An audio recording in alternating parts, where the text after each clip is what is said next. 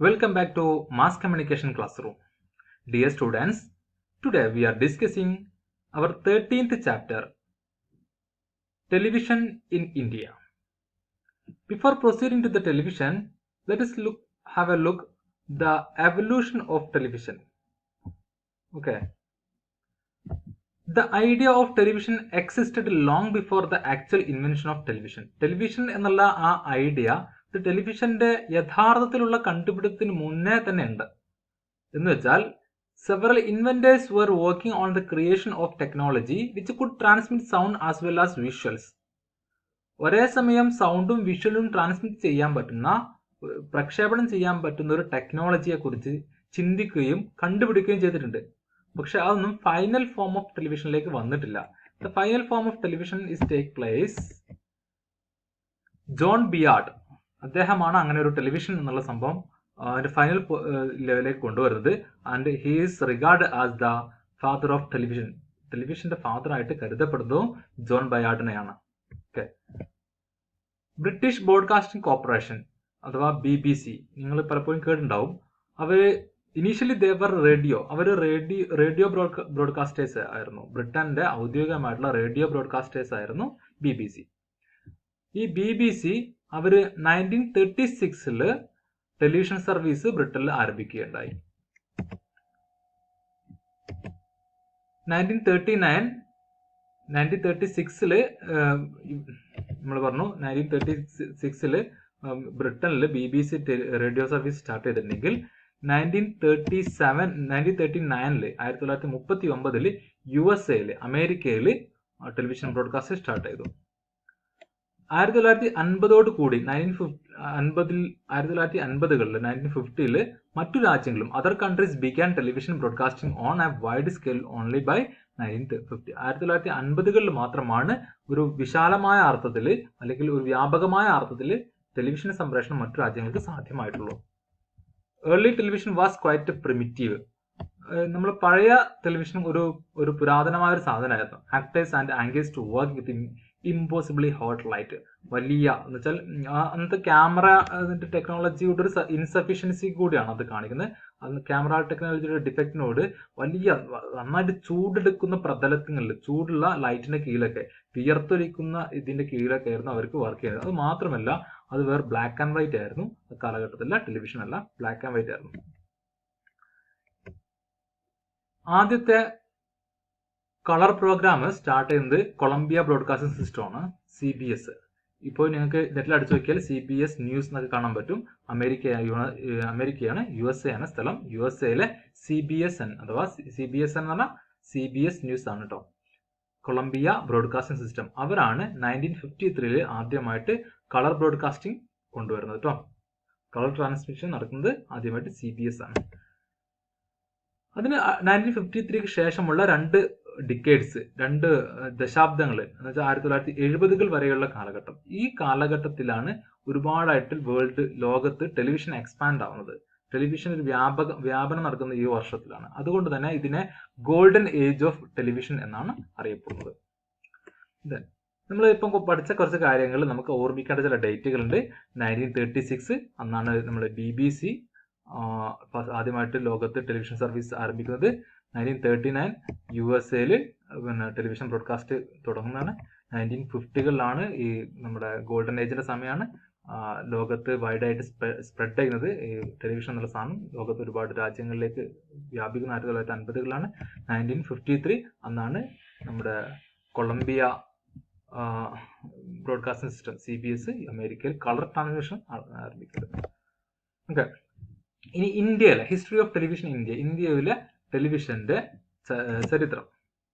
Television began in India on 15 September 1959 as an experiment. ഒരു പരീക്ഷണാടിസ്ഥാനത്തിൽ 1959 September 15 ഇന്ത്യയിൽ television ആരംഭിക്കുന്നത്.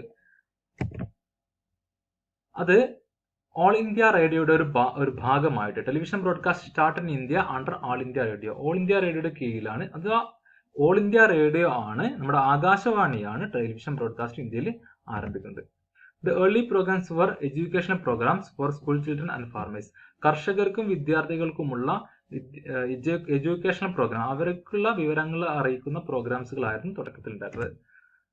അതിന്റെ ഭാഗമായിട്ട് ഡൽഹിയിലും പരിസര പ്രദേശങ്ങളിലും അവിടുത്തെ സ്കൂളിലുമൊക്കെ കമ്മ്യൂണിറ്റി ടെലിവിഷൻ സ്ഥാപിക്കപ്പെട്ടു. കമ്മ്യൂണിറ്റി ടെലിവിഷൻ എന്ന് പറഞ്ഞിട്ടുണ്ടെങ്കിൽ നമ്മുടെ ക്ലബ്ബുകളിലൊക്കെ ഉണ്ടാകുന്ന ടെലിവിഷൻ അല്ലേ, ഇതുപോലെ ഗവൺമെന്റ് എന്ത് ചെയ്യാണ്, ഗവൺമെന്റ് ചെലവിൽ ടെലിവിഷൻ സെറ്റുകൾ ഓരോ സ്ഥലങ്ങളിൽ സ്ഥാപിച്ചു കൊടുക്കുക. കാരണം ഒരു ടെലിവിഷൻ സെറ്റ് വാങ്ങിക്കുക എന്ന് പറഞ്ഞിട്ടുണ്ടെങ്കിൽ ആളുകൾക്ക് താങ്ങാൻ ആവുന്നതിലും അപ്പുറമായിരുന്നു ആ കാലഘട്ടത്തിൽ. അത് മാത്രമല്ല, നമ്മുടെ 1959 എക്സ്പെരിമെന്റ് ആയിട്ട് തുടങ്ങി, കമ്മ്യൂണിറ്റി ടെലിവിഷൻ തുടങ്ങി. ആ സമയത്ത് ഡൽഹിയിൽ ഉണ്ടായിരുന്ന ആ പ്രോഗ്രാം ആഴ്ചയിൽ 2 അവർ, ഓരോ മണിക്കൂറിന്റെ 2 പരിപാടികൾ മാത്രമായിരുന്നു ആ സമയത്തിന്. There were only 2 1-hour program week. എന്ന് വെച്ചാൽ ഓരോ മണിക്കൂറിന്റെ 2 പരിപാടി ഒരാഴ്ചയിലാണ്, ഒരു ദിവസത്തിലല്ല, ഒരാഴ്ച. ആ കമ്മ്യൂണിറ്റി ടെലിവിഷൻ സ്ഥാപിക്കപ്പെട്ടുള്ളത് വെറും 2 മണിക്കൂർ, ഒരാഴ്ചയിൽ 2 മണിക്കൂർ സംപ്രേഷണം ചെയ്യാൻ വേണ്ടിയിട്ടായിരുന്നു. ദെൻ 1976 ദൂരദർശന് നമ്മുടെ ഇതിൽ നിന്ന്, എന്താ, ഓൾ ഇന്ത്യ റേഡിയോയിൽ നിന്ന് സെപ്പറേറ്റ് ആയിട്ട് സ്വതന്ത്രമായിട്ട് ഒരു ഏജൻസി ആയിട്ട് മാറി 1976 1976. ഈ 1976 പ്രത്യേകത കേട്ടോ, ഞാൻ പറയാം. ആ ഇന്ത്യയുടെ ഹിസ്റ്ററി പറയുന്ന സമയത്ത് പറയാം.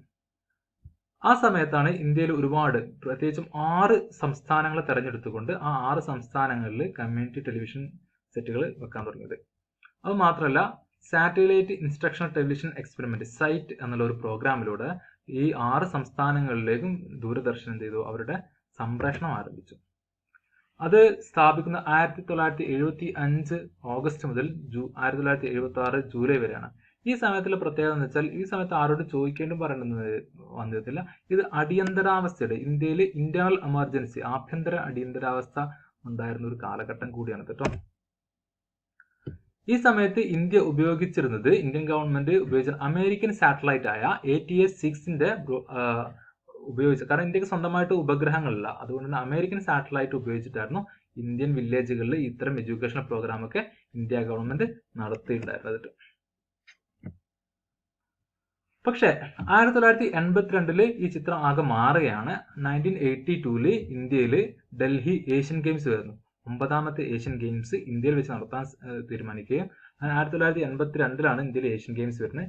അതിന്റെ ഭാഗമായിട്ട് ഈ നാഷണൽ വൈഡ് കവറേജ് നൽകാൻ വേണ്ടിയിട്ട് ദൂരദർശനം ഏർപ്പെടുത്തിയത്. അങ്ങനെ ഇൻസാറ്റ് 1A എന്നുള്ള ഒരു ഉപഗ്രഹം ഇതിലെ ടെലിവിഷൻ സംപ്രേഷണത്തിനായിട്ട് ഇന്ത്യ വിക്ഷേപിക്കുകയാണ്. INSAT 1A.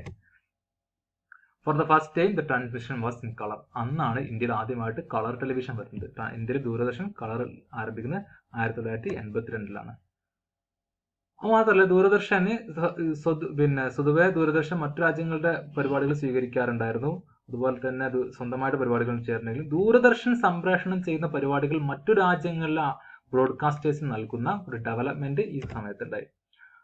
അതിനുശേഷം 1983 ഇതൊക്കെ നമുക്ക് പറ്റുമെന്ന് മനസ്സിലായപ്പോൾ ഗവൺമെന്റ് ഒരുപാട് ദൂരദർശൻ കേന്ദ്രങ്ങൾ തുടങ്ങാൻ, ഇന്ത്യയുടെ നാനാഭാഗങ്ങളിൽ ദൂരദർശൻ കേന്ദ്രങ്ങളും ഒരുപാട് ചാനലുകളും തുടങ്ങാൻ വേണ്ടി ഗവൺമെന്റ് അതിന്റെ ഒരു ഹ്യൂജ് എക്സ്പാൻഷൻ സാങ്ഷൻ നൽകുകയാണ്, അനുമതി നൽകുകയാണ്. 1997 ഇന്ത്യയിൽ പ്രസാർ ഭാരതി എന്നുള്ളൊരു ഡിപ്പാർട്ട്മെന്റ്, മിനിസ്ട്രി, ഒരു മന്ത്രാലയം ഗവൺമെന്റിന്റെ കീഴിൽ സ്റ്റാർട്ട് ചെയ്യാണ്. ഒരു ഓട്ടോണമസ് ബോഡിയാണിത്.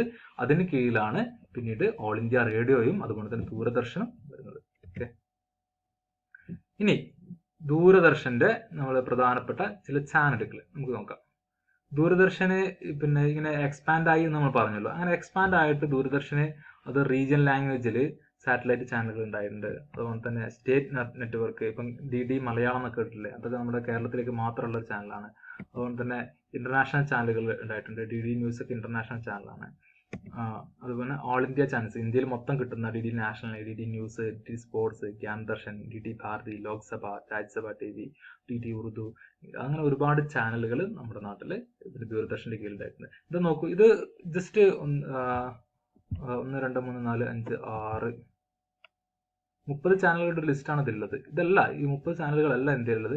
ഇതിൽ കൂടുതൽ ചാനലുകൾ ഇന്ത്യയിൽ ദൂരദർശന് കീഴിൽ ഉണ്ട്. ഇന്ത്യയിലെ ഏറ്റവും വലിയൊരു